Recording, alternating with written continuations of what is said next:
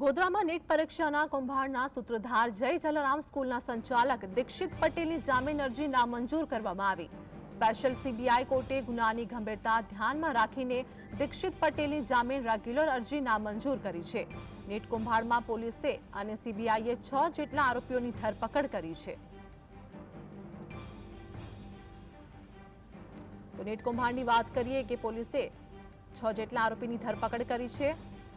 संवाददाता रवि हमारे साथ जोड़े गया है। नीट कौभांड अंगे बात करें कि दीक्षित पटेल की जामीन अरजी नामंजूर करवामां आवी। शुं वधु अपडेट?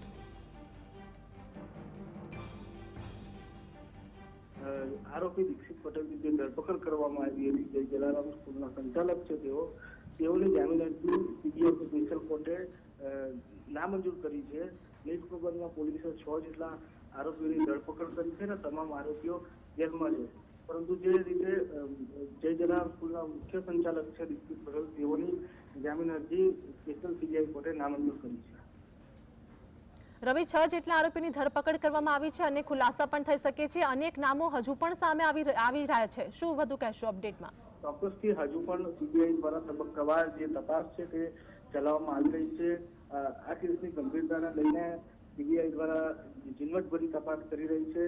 તો બીજી તરફ કોર્ટ પણ આ બાબતે ગંભીર છે અને હજુ સુધી એક પણ જે આરોપીઓ છે તેઓને જામીન આપવામાં આવ્યા નથી।